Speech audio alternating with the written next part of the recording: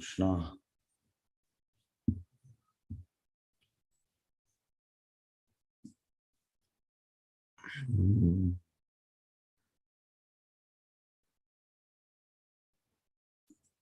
ಹರೇ ಕೃಷ್ಣ. ಎಲ್ಲರಿಗೂ ಸ್ವಾಗತ. ಶ್ರೀಮದ್ ಭಾಗವತಂ 3ನೇ ಸ್ಕಂದ 2ನೇ ಅಧ್ಯಾಯ ಶ್ಲೋಕ 24. ಮನ್ಯೇ ಅಸುರಾನ್ ಭಾಗವತಾನ್ ತ್ರಿಯದೀಶೇ ಸಂಭ್ರಮ ಮಾರ್ಗ ಅವಿನಿವಿಷ್ಟ ಚಿತ್ತಾನ್ ಯೇ ಸಂಯುಗೆ ಅಚಕ್ಷತ ತಾಕ್ಷ್ಯ ಪುತ್ರ ಅಂಸೆ ಸುನಾವ ಆಯುಧಂ ಆಪತಂತಂ. ಅನುವಾದ ಮತ್ತು ಭಾವಾರ್ಥ ಬೈ ಡಿವೈನ್ ಗ್ರೇಸ್ ಅಭಯ ಚರಣಾನಂದ ಭಕ್ತಿವೇದಾಂತ ಸ್ವಾಮಿ ಶ್ರೀಲೋಪಾದ್ಗೆ. ಭಗವಂತನ ಬಗ್ಗೆ ದ್ವೇಷ ಪಡುವ ಅಸುರರು ಭಕ್ತರಿಗಿಂತ ಹೆಚ್ಚಿನ ನಾನು ಭಾವಿಸ್ತೇನೆ. ಏಕೆಂದರೆ ದ್ವೇಷ ಭಾವದಿಂದ ಕೂಡಿ ಭಗವಂತನೊಡನೆ ಯುದ್ಧ ಮಾಡುವಾಗ ತಾರ್ಕ್ಷ್ಯ ಕಶ್ಯಪ ಪುತ್ರನಾದ ಗರುಡನ ಭುಜಗಳ ಮೇಲೆ ಕುಳಿತು ಹಸ್ತಗಳಲ್ಲಿ ಚಕ್ರ ಧರಿಸಿರುವ ಭಗವಂತನ ದರ್ಶನ ಪಡೆಯುವುದು ಅವರಿಗೆ ಸಾಧ್ಯವ. ನೋಡಿ, ಇದು ಭಕ್ತನ ಯಾವ ಮೆಡಿಟೇಷನ್. ನಾನು ತುಂಬಾ ಕೀಳು ಅನ್ನೋದು. ಭಗವಂತನ ಬಗ್ಗೆ ದ್ವೇಷ ಪಡುವ ಅಸುರರು ಭಕ್ತರಿಂದ ಹೆಚ್ಚಿನ ನಾನು ಭಾವಿಸ್ತೇನೆ. ಯಾಕೆ ಭಾವಿಸ್ತಾ ಇದ್ದಾರೆ ಇವ ಉದ್ದವ? ಯಾಕೆಂದ್ರೆ ಯುದ್ಧ ಮಾಡುವ ದ್ವೇಷ ಭಾವ ಇದ್ರೂ ಕೂಡ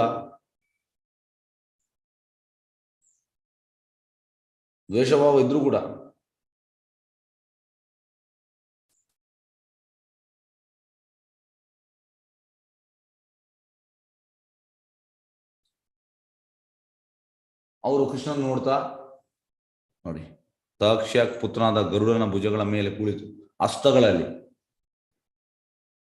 ಕೈಯಲ್ಲಿ ಎಂತೆತ್ತು ವೀಲ್ ವೆಪನ್ ಚಕ್ರ ಧರಿಸಿರುವ ಭಗವಂತನ ದರ್ಶನ ಪಡೆಯುವುದು ಅವರಿಗೆ ಸಾಧ್ಯವಾಯಿತು. ಇದು ಮೆಡಿಟೇಷನ್ ಭಕ್ತನ್. Actually Uddhava top most devotee. ಅದು ಕೂಡ ಇದು ನಮ್ರತೆ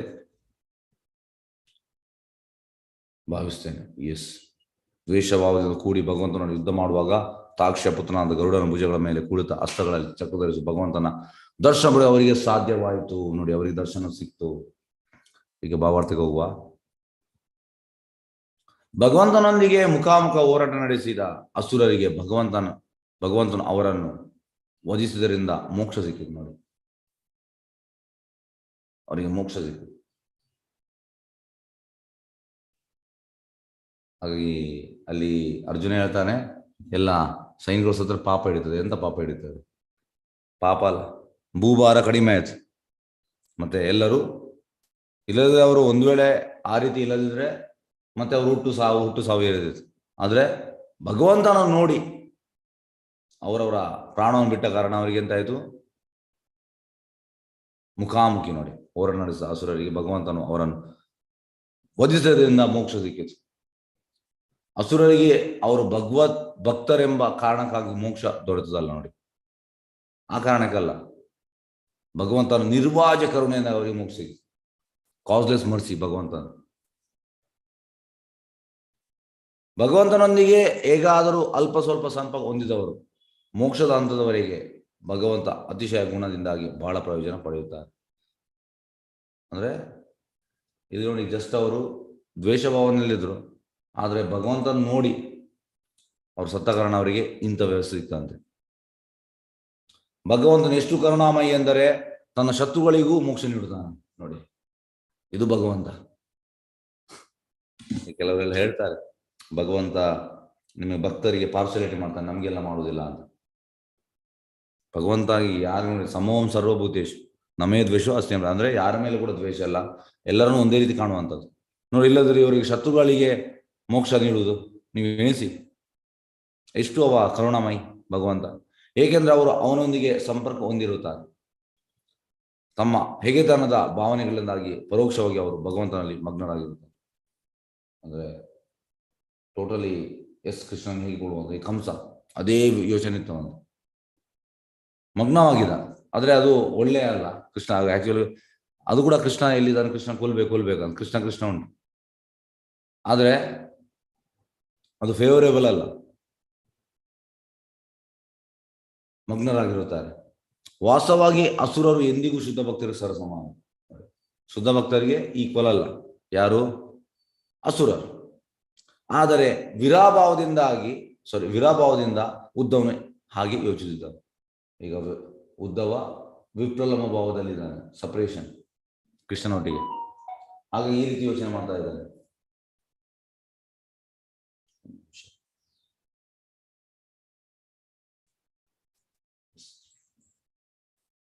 ತನ್ನ ಬದುಕಿನ ಕೊನೆಯ ಹಂತದಲ್ಲಿ ಅಸುರರು ಕಂಡಂತೆ ತನಗೆ ಭಗವಂತನ ಮುಖಾಮುಖ ಕಾಣುವುದು ಸಾಧ್ಯವಾಗದೆ ಹೋಗಬಹುದು ಎಂದು ಅವನ ಯೋಚನೆ ಆಗಿದೆ. ನೋಡಿ, ನನ್ನ ಬದುಕಿನ ಕೊನೆಯ ಹಂತದಲ್ಲಿ ಅಸುರೇ ಖಂಡಿತಲ್ಲ, ಆ ರೀತಿ ನನಗೆ ಕಾಣಲಿಕ್ಕಿಲ್ಲ, ಈ ರೀತಿ ಯೋಚನೆ ಅವನು. ಆದರೆ ವಸ್ತುಸ್ಥಿತಿ ಎಂದರೆ ದಿವ್ಯ ಪ್ರೇಮದಲ್ಲಿ ಭಗವಂತನ ಭಕ್ತಿ ಸೇವೆಯಲ್ಲಿ ತೊಡಗಿದ ಭಕ್ತರು ಆಧ್ಯಾತ್ಮ ಲೋಕಗಳಿಗೆ ಏರಿ ರಾಕ್ಷಸರಿಗೆ 100 ಪಟ್ಟು 1000 ಪಟ್ಟು ಹೆಚ್ಚು ಲಾಭ ಪಡೀತಾರೆ. ಇದು ಉಲ್ಟ. ಆಕ್ಚುಲಿ ಭಗವದ್ಭಕ್ತರಿಗೆ ಪ್ರೇಮ ಉಂಟು, ಹಾಗೆ ಅವರು ಆಧ್ಯಾತ್ಮ ಲೋಕದಲ್ಲಿ ಹೋಗಿ ಈ ಅಸುರರಿಗಿಂತ 1000 ಪಟ್ಟು ಜಾಸ್ತಿ ಅವರಿಗೆ ಸೇವೆ ಸಿಗ್ತದೆ, ಲಾಭ ಪಡೆಯುತ್ತಾರೆ ಅವರು. ಆಧ್ಯಾತ್ಮ ಲೋಕಗಳಲ್ಲಿ ಅವರು ಭಗವಂತನೊಂದಿಗೆ ಶಾಶ್ವತವಾಗಿ ಆನಂದದಿಂದ ಇರುತ್ತಾರೆ. ನೋಡಿ, ಯಾರು? ಭಕ್ತರು. ಅಸುರರು ಮತ್ತು ನಾಸ್ತಿಕರು ಭಗವಂತನ ಬ್ರಹ್ಮಜ್ಯೋತಿಯಲ್ಲಿ ಲೀನವಾಗುವ ಅವಕಾಶ. ಅಸುರರಿಗೆ ಮತ್ತೆ ನಾಸ್ತಿಕರಿಗೆ ಯಾವುದಲ್ಲಿ? ಈ ಬ್ರಹ್ಮಜ್ಯೋತಿ. ಆದರೆ ಭಕ್ತರಿಗೆ ಆಧ್ಯಾತ್ಮ ಲೋಕಗಳಿಗೆ ಪ್ರವೇಶ ನೀಡಲಾಗುತ್ತದೆ. ಹೋಲಿಕೆಗೆ ಯಾರೇ ಆಗಲಿ ಬಾಹ್ಯ ಆಕಾಶದಲ್ಲಿ ತೇಲುವುದು ಆಕಾಶದಲ್ಲಿನ ಯಾವುದಾದರೂ ಒಂದು ಗ್ರಹದಲ್ಲಿ ವಾಸ ಮಾಡುವುದಕ್ಕೆ ಇರುವ ವ್ಯತ್ಯಾಸವನ್ನು ಊಹಿಸಿಕೊಳ್ಳಬಹುದು. ಆಕಾಶದಲ್ಲಿ ತೇಲುವುದು ಅಂದರೆ ಈ ನಾಸ್ತಿಕರು ಮತ್ತು ಅಸುರರು ಬ್ರಹ್ಮಜ್ಯೋತಿಯಲ್ಲಿ ತೇಲುವಂಥದ್ದು. ಆದರೆ ಭೂಮಿಯಲ್ಲಿ ವಾಸ ಮಾಡುವಂಥದ್ದು ಬೇರೆ. ಅದೇ ರೀತಿ ಈ ಭಕ್ತರು ಹೇಗೆಂದರೆ ಅಲ್ಲಿ ಕೃಷ್ಣನ ಧಾಮದಲ್ಲಿ ಗೋಲೋಕದಲ್ಲಿ ವಾಸ ಮಾಡ್ತಾರೆ. ಊಹಿಸಿಕೊಳ್ಳಬಹುದು, ವ್ಯತ್ಯಾಸ ಉಂಟು ಅದಕ್ಕೆ ಎರಡಕ್ಕೂ. ಗ್ರಹಗಳಲ್ಲಿನ ಜೀವಿಗಳ ಆನಂದವು ದೇಹವಿಲ್ಲದ ಸೂರ್ಯನ ಕಿರಣ ಕಣಗಳಲ್ಲಿ ಲೀನವಾಗುವ ಆನಂದಕ್ಕಿಂತ ಹೆಚ್ಚು. ಗ್ರಹಗಳಲ್ಲಿ ಈಗ ನಮ್ದು ಭೂಲೋಕ, ಇಲ್ಲಿಯ ಆನಂದ ಯಾವುದಕ್ಕೆ?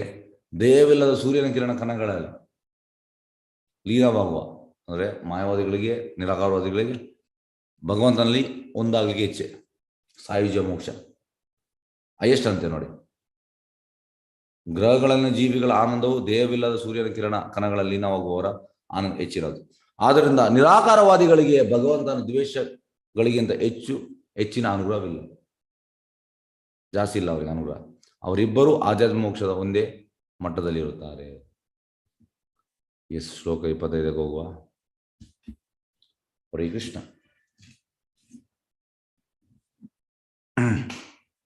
ವಸುದೇವಸ್ಯ ದೇವಾಖ್ಯಂ ಜಾತ ಭೋಜ ಇಂದ್ರ ವಂದನೆ ಚಿಕೀರ್ಷು ಭಗವಾನ್ ಅಸ್ಯ ಶಂ ಅಜೇನ ವಿಯಾಚಿತ. ಅನುವಾದ ಮತ್ತು ಭಾವಾರ್ಥ ಅಭಯಚರಣ ಭಕ್ತಿ ಸ್ವಾಮಿ ಶೀಲಪಾದಿಗೆ. ಭೂಲೋಕ ಕಲ್ಯಾಣಕ್ಕಾಗಿ ಬ್ರಹ್ಮನ್ ಪ್ರಾರ್ಥಿಸಿದಾಗ ದೇವೋತ್ತಮ ಪುರುಷ ಶ್ರೀಕೃಷ್ಣ ಭೋಜರಾಜನ ಕಾರ್ಯಗೃಹದಲ್ಲಿ ವಸುದೇವನ ಮಗನಾಗಿ ದೇವಕಿ ಗರ್ಭದಲ್ಲಿ ಜನಿಸಿದ.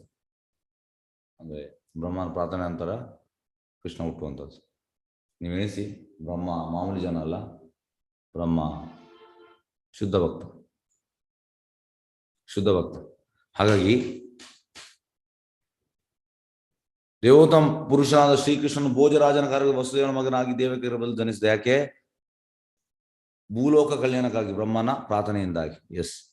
ಭಾವಾರ್ಥ.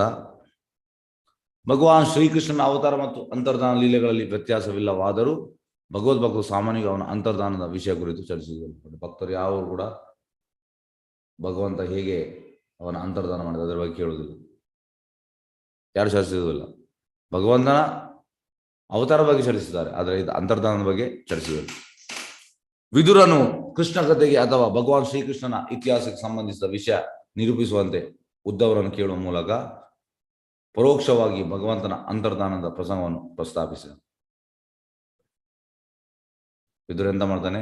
ಕೃಷ್ಣ ಕಥೆ ಅಥವಾ ಭಗವಾನ್ ಶ್ರೀಕೃಷ್ಣ ಇತಿಹಾಸಕ್ಕೆ ಸಂಬಂಧಿಸಿದ ವಿಷಯಕ್ಕೆ ನಿರೂಪಿಸುವಂತೆ ಉದ್ಧವನನ್ನು ಕೆಲವು ಮೂಲಕ ಪರೋಕ್ಷವಾಗಿ ಭಗವಂತನ ಅಂತರ್ಧಾನದ ಪ್ರಸಂಗವನ್ನು ಪ್ರಸ್ತಾಪಿಸಿದ. ಹೀಗೆ ಉದ್ಧವನು ಮಥುರೆಯಲ್ಲಿನ ಭೋಜರಾಜ ಕಂಸನ ಕಾರಾಗೃಹದಲ್ಲಿ ವಸುದೇವ ದೇವಕಿಯರ ಪುತ್ರನಾಗಿ ಭಗವಂತನು ಜನ್ಮ ತಾಳಿದ ಆರಂಭದಿಂದ ಕೃಷ್ಣ ಕಥನಕವನ್ನು ನಿರೂಪಿಸತೊಡಗಿದನು. ಉದ್ಧವ ಎಂತ ಮಾಡ್ತಾನೆ? ಮಥುರೆಯಲ್ಲಿನ ಭೋಜರಾಜ ಕಂಸನ ಕಾರಾಗೃಹದಲ್ಲಿ ವಸುದೇವ ದೇವಕಿಯ ಪುತ್ರನಿಗಾಗಿ ಭಗವಂತನ ಜನ್ಮದ ಆರಂಭದ ಕೃಷ್ಣ ಕಥೆಯನ್ನು ನಿರೂಪಿಸಿಕೊಂಡು, ಭಗವಂತನಿಗೆ ಭೂಮಿಯ ಮೇಲೆ ಯಾವ ಕಾರ್ಯವೂ ಇಲ್ಲ, ಆದರೆ ಬ್ರಹ್ಮನಂತ ಭಕ್ತರು ಪ್ರಾರ್ಥಿಸಿದಾಗ ಇಡೀ ಬ್ರಹ್ಮಾಂಡದ ಕಲ್ಯಾಣ ಭೂಮಿಯಲ್ಲಿ ಅವತರಿಸ್ತಾನೆ. ನೋಡಿ, ಭಗವಂತನಿಗೆ ಇಲ್ಲಿ ಬರುವಂಥದ್ದು ಯಾವುದು ರೀಸನ್ ಇಲ್ಲ ಅಂತ. ಅವ ಫುಲ್ ಕಂಪ್ಲೀಟ್ ಮತ್ತೆ ಅವ ಸೆಲ್ಫ್ ಸ್ಯಾಟಿಸ್ಫೈಡ್, ಟೋಟಲಿ ಸ್ಯಾಟಿಸ್ಫೈಡ್ ಅವ. ಆದರೆ ಪ್ರಾರ್ಥನೆಗೆ ಬರ್ತಾನೆ. ಯಾರ ಪ್ರಾರ್ಥನೆಗೆ? ಇಲ್ಲಿ ಬ್ರಹ್ಮನ ಪ್ರಾರ್ಥನೆಗೆ ಬರುವಂಥದ್ದು. ಯಾವ ಕಾರ್ಯ ಇಲ್ಲ ಅವನಿಗೆ, ಇಲ್ಲಿ ಬರ್ಬೇಕಂತಿಲ್ಲ. ಆದರೆ ಬ್ರಹ್ಮನಂತ ಭಕ್ತರು ಪ್ರಾರ್ಥಿಸಿದಾಗ ಇಡೀ ಬ್ರಹ್ಮಾಂಡದ ಕಲ್ಯಾಣ ಭೂಮಿಯಲ್ಲಿ ಅವತರಿಸ್ತಾನೆ. ಹಾಗೆ ಬ್ರಹ್ಮನಂತ ಶುದ್ಧ ಭಕ್ತರು ಕರೆಯುವಾಗ ಬರ್ತಾನೆ ಕೃಷ್ಣ. ಇದನ್ನು ಭಗವದ್ಗೀತೆಯಲ್ಲಿ 4.8 ಹೇಳಲಾಗಿದೆ. ಪರಿತ್ರಾಣಾಯ ಸಾಧುನಾಂ ವಿನಾಶಾಯ ದುಷ್ಕೃತಾಂ ಧರ್ಮ ಸಂಸ್ಥಾಪನಾರ್ಥಾಯ ಸಂಭವಾಮಿ. ಹೀಗೆ ಅಂದರೆ ಭಗವಂತ ಬರುವಂಥದ್ದು ಯಾಕೆ? ಸಾಧುಗಳನ್ನು ರಕ್ಷಣೆ ಮಾಡಲಿಕ್ಕೆ, ದುಷ್ಟರನ್ನು ನಾಶ ಮಾಡಲಿಕ್ಕೆ ಅಲ್ಲ. ಹಾಗೆ ಬರುವಾಗ ದುಷ್ಟರನ್ನು ನಾಶ ಮಾಡ್ತಾನೆ. ಆದರೆ ಅವನ ಮೇನ್ ಬಿಸ್ನೆಸ್ ಅದಲ್ಲ, ಭಕ್ತರ ಕರೆಗೆ, ಭಕ್ತರ ರಕ್ಷಣೆಗಾಗಿ ಬರುವಂಥದ್ದು. ಎಸ್. ಶ್ಲೋಕ 26. ತದಾನಂದ ವ್ರಜಂ ಇತ ಪಿತ್ರಾಗಂಸಾದ್ ವಿಬಿಭ್ಯತ ಏಕಾದಶ ಸಮಾತತ್ರ ಗೂಢಾರ್ಚಿ ಸಬಲ್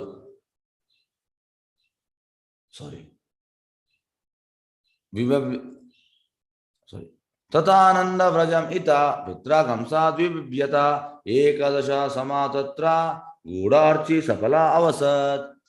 ಅನುವಾದ ಮತ್ತು ಭಾವಾರ್ಥ ಸ್ವಾಮಿ ಶಿಲ ಪ್ರಭುಪಾದಿಗೆ ಜಯ. ಅನಂತರ ಕಂಸನಿಗೆ ಭಯಪಟ್ಟ ಕೃಷ್ಣನ ತಂದೆಯು ಅವನನ್ನು ನಂದ ಮಹಾರಾಜನ ಗೋಮಾಗಳಿಗೆ ಕರೆತಂದನು.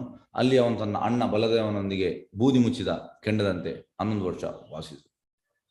ನಿಮಗೆಲ್ಲರಿಗೂ ಗೊತ್ತುಂಟು ಯಾರು?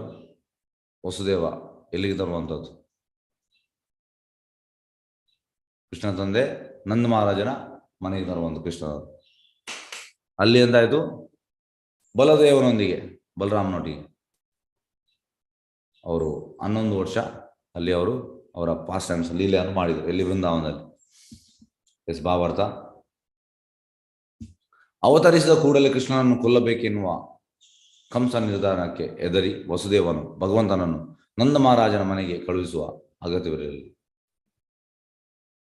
ನೋಡಿ, ಆದರೆ ಇದು ಲೀಲೆಯ ಪಾಸ್ಟ್ ಟೈಮ್ಸ್. ಏಕೆಂದರೆ ನಂದ ಮಹಾರಾಜ ಯಶೋಧ ಶುದ್ಧ ಭಕ್ತರು. ಹಾಗಾಗಿ ಅಲ್ಲಿ ಎಂತಾಯ್ತು? ಭಗವಂತನ ಇಚ್ಛೆ, ಭಗವಂತನಿಗೆ ಅಲ್ಲಿ ಹೋಗ್ಬೇಕಂತ ಇಚ್ಛೆ ಉಂಟು. ಹಾಗೆ ವಸುದೇವ ಆಗಲಿ ದೇವಕಿ ಆಗಲಿ ಭಗವಂತನ ಇಚ್ಛೆ ಪ್ರಕಾರ ನಡೆಯುವಂಥದ್ದು. ಅಗತ್ಯವಿರಲಿಲ್ಲ. ದೇವೋತ್ತಮ ಪರಮಪುರುಷನನ್ನು ಕೊಲ್ಲಲು ಪ್ರಯತ್ನಿಸುವುದು ಅಥವಾ ದೇವರಿಲ್ಲ ಎಂದು ಹೇಳಿ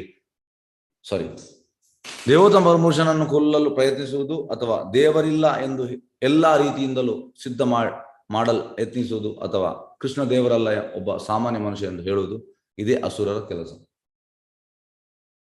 ಹಾಗಾಗಿ ನಿಮ್ಗೆ ಯಾರಾದರೂ ಭಗವಂತ ನಮ್ಮಾಗೆ ಮನುಷ್ಯ ಅಂತ ಹೇಳಿದ್ರೆ ಅವ ಅಸುರ. ಹೆಚ್ಚಿನವರು ಇದೆ ಅವರ ಅಂಡರ್ಸ್ಟ್ಯಾಂಡಿಂಗ್ ಕೃಷ್ಣ ನಮ್ಮಾಗೆ ಹುಟ್ಟಿದ ಸತ್ತ. ನೋಡಿ, ಒಂದು ಎಕ್ಸಾಂಪಲ್ ಹೇಳ್ತಾನೆ. ಒಂದು ಸಂಸ್ಥೆ ಹೆಸರು ಹೇಳುವುದಿಲ್ಲ. ಆ ಜನ ಕಳೆದ ಒಂದು 40 ವರ್ಷದಿಂದ ಆ ಸಂಸ್ಥೆಯಲ್ಲಿ ಇದ್ದಾರೆ. ಆ ಜನ ಹೇಳುವಂಥದ್ದು ಕೃಷ್ಣ ಮನುಷ್ಯ ಅಂತ. ಈಗ ಇದಕ್ಕೊಂದು ಉದಾಹರಣೆ ಹೇಳ್ತಾನೆ. ಅದು ಪ್ರಭುಪಾದ ಹೇಳುವಂಥ ಉದಾಹರಣೆ. ಇಲ್ಲಿ ವೃಂದಾವನದಲ್ಲಿ ಆರ್ಯ ಸಮಾಜ ಅಂತ ಉಂಟು. ನಿಮಗೆಲ್ಲ ಕೇಳಿರ್ಬೋದು ಆರ್ಯ ಸಮಾಜ. ಆರ್ಯನ್ಸ್ ಅಂದ್ರೆ ಸಿವಿಲೈಸ್ ಪರ್ಸನ್. ಈಗ ಶಿಷ್ಯ ಹೋಗಿ ಕೇಳುವಂತ ಪ್ರಭುಪಾದ ಹತ್ರ, ಪ್ರಭುಪಾದ್ ಇವರ ಆರ್ಯ ಸಮಾಜದ್ದು ಮುಂಚೆಯಿಂದ ಉಂಟು, ನಮ್ದು ಕೃಷ್ಣ ಬಲರಾಮ್ ಟೆಂಪಲ್ ಈಗ ಆದದ್ದು. ಆದ್ರೆ ನಮ್ಮ ಕೃಷ್ಣ ಬಲರಾಮ್ ಟೆಂಪಲ್ಗೆ 5,000 ಜನ ಬರ್ತಾರೆ, ಅಲ್ಲಿ ದಿವಸದಲ್ಲಿ 5 ಜನ ಮಾತ್ರ ಬರುವಂಥದ್ದು. ಪ್ರಭುಪಾದ ಕೇಳ್ತಾರೆ ಶಿಷ್ಯ, ಯಾಕೆ ಪ್ರಭುಪಾದ ಇದು? ಅದಕ್ಕೆ ಪ್ರಭುಪಾದ ಹೇಳ್ತಾರೆ, ಅವರು ಕೃಷ್ಣನನ್ನು ಹೇಗೆ ಅವರು ಕನ್ಸಿಡರ್ ಮಾಡೋದಂದ್ರೆ, ಈ ಗಾಂಧೀಜಿ, ಅಂಬೇಡ್ಕರ್, ನೆಹರು ಅದೇ ರೀತಿಯ ಒಂದು ಗ್ರೇಟ್ ಪರ್ಸನಾಲಿಟಿ ಆರ್ಯ ಸಮಾಜದವರು ಕೃಷ್ಣನ ಕನ್ಸಿಡರ್ ಮಾಡುವಂಥದ್ದು. ಆದ್ರೆ ನಾವು ಕೃಷ್ಣನನ್ನು ಸುಪ್ರೀಂ ಪರ್ಸನಾಲಿಟಿ, ದೇವೋತ್ತಮ ಪರಮಪುರುಷ, ಇದು ವ್ಯತ್ಯಾಸ. ಅದಕ್ಕೆ ಅಲ್ಲಿ 5 ಜನ, ನಮ್ಮಲ್ಲಿ 5,000 ಜನ. ಹೆಚ್ಚಿನ ಸಂಶಯವರಿದೆ. ಹಾಗಾಗಿ ಪ್ರಭುಪಾದ ಎಂತ ಹೆಸರು ಇಟ್ಟಿದ್ದಾರೆ ಅವರಿಗೆ? ಇದೇ ಅಸುರರ ಕೆಲಸ. ನೋಡಿ, ಇನ್ನೊಮ್ಮೆ ಓದ್ತೇನೆ. ದೇವೋತ್ತಮ ಪರಮಪುರುಷನ್ ಕೊಲ್ಲಲು ಪ್ರಯತ್ನಿಸುವುದು ಅಥವಾ ದೇವರಿಲ್ಲ ಎಂದು ಎಲ್ಲ ರೀತಿಯಿಂದಲೂ ಸಿದ್ಧ ಮಾಡಲು ಯತ್ನಿಸುವುದು ಅಥವಾ ಕೃಷ್ಣ ದೇವರಲ್ಲ, ಒಬ್ಬ ಸಾಮಾನ್ಯ ಮನುಷ್ಯ ಎಂದು ಹೇಳುವುದು, ಇದೇ ಅಸುರರ ಕೆಲಸ. ಹಾಗಾಗಿ ಇವರೆಲ್ಲ ಅಸುರರು. ಕೃಷ್ಣ ಅಪರಾಧಿ. ಕಂಸನಂತ ಜನವರ್ಗದ ಈ ಬಗೆಯ ನಿರ್ಧಾರಗಳಿಂದ ಶ್ರೀಕೃಷ್ಣ ಬಾಧಿತನಾಗುವವನಲ್ಲ. ಹಾಗಾಗಿ ಪ್ರಭು ಕಂಸ ಆಗ ಒಂದು ಕಂಸ ಇದ್ದ. ಯಾವಾಗ? ದ್ವಾಪರ ಯುಗದಲ್ಲಿ. ಈಗ ಎಲ್ಲರ ಮನೇಲಿ ಒಂದೊಂದು ಕಂಸ ಇದ್ದಾರೆ. ಅಂದ್ರೆ ಎಲ್ಲರೂ ಹೀಗೆ, ಕೃಷ್ಣನನ್ನು ಸಾಮಾನ್ಯ ಮನುಷ್ಯ ಅಂತ. ಹಾಗಾಗಿ ಇವರೆಲ್ಲ ಅಸುರರು. ಆದ್ರೆ ಭಗವಂತ ಎಂತ? ಕಂಸನಂದ ಜನವರ್ಗದ ಈ ಬಗೆಯ ನಿರ್ಧಾರಗಳಿಂದ ಕೃಷ್ಣ ಬಾಧಿತನಾಗುವುದಿಲ್ಲ. ಅದಕ್ಕೇನು ಡಿಫ್ರೆನ್ಸ್ ಆಗುದಿಲ್ಲ. ಆದರೆ ಮಗುವಿಗೆ ಪಾತ್ರ ನಿರ್ವಹಿಸಲು ಅನುವಾಗುವಂತೆ ತಂದೆಯು ತನ್ನನ್ನು ನಂದ ಮಹಾರಾಜನ ಗೋಮಾಲಗಳಿಗೆ ಒಯ್ಯಲು ಒಪ್ಪಿದರು. ಭಗವಂತನ ಲೀಲೆ ಒಳ್ಳೇದಾಗಬೇಕಲ್ಲ, ಅದಕ್ಕೆ. ಏಕೆಂದರೆ ವಸುದೇವನು ಕಂಸನಿಗೆ ಹೆದರಿದ್ದಾನೆ. ವಸುದೇವ ಹೆದರಿದ್ದ ಕಂಸನಿಗೆ. ನಂದ ಮಹಾರಾಜನು ಕೃಷ್ಣನನ್ನು ಶಿಶುವಾಗಿ ಸ್ವೀಕರಿಸಲು ಸಿದ್ಧನಿದ್ದ. ಅವ ಹೆದರಿದ್ದಾನೆ, ಇವ ಶಿಶುವಾಗಿ ಸ್ವೀಕರಿಸಲು ಸಿದ್ಧನಿದ್ದ.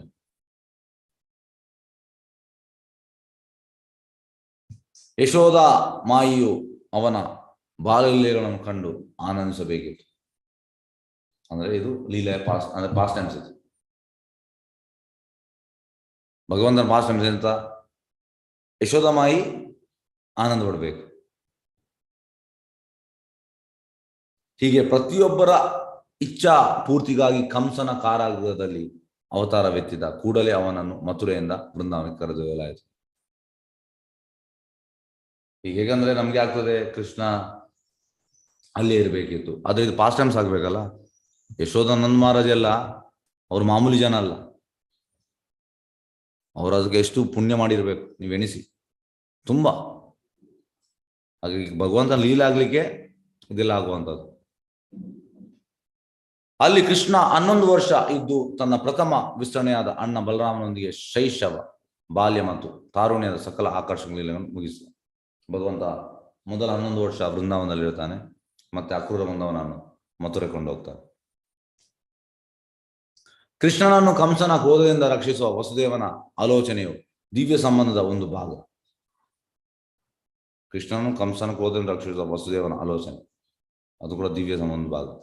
ಭಗವಂತನು ಯಾರಾದರೂ ತನ್ನನ್ನು ಪಿತೃರಕ್ಷಣೆಯ ಅಗತ್ಯ ಇರುವ ಪುತ್ರನಂತೆ ಭಾವಿಸಿದಾಗ ಪಡುವ ಆನಂದವು ಪರಮಪ್ರಭು ಎಂದು ಸ್ವೀಕರಿಸಿದ ಪಡುವ ಆನಂದಗಿಂತ ಮಿಗಿಲಾದದ್ದು.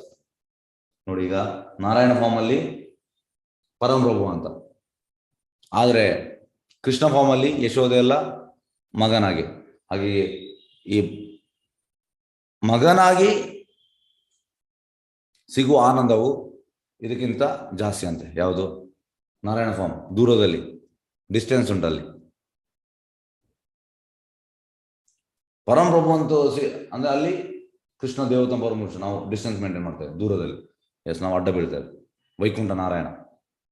ಆದ್ರೆ ಇದು ಹಾಗೆಲ್ಲ. ಕೃಷ್ಣ ಪಿತೃರಕ್ಷಣೆ ಅಗತ್ಯ ಇರುವ ಪುತ್ರ ಎಂದು ಭಾವಿಸಿದಾಗ ಪಡುವ ಆನಂದ ತುಂಬಾ ಜಾಸ್ತಿ ಅಂತೆ.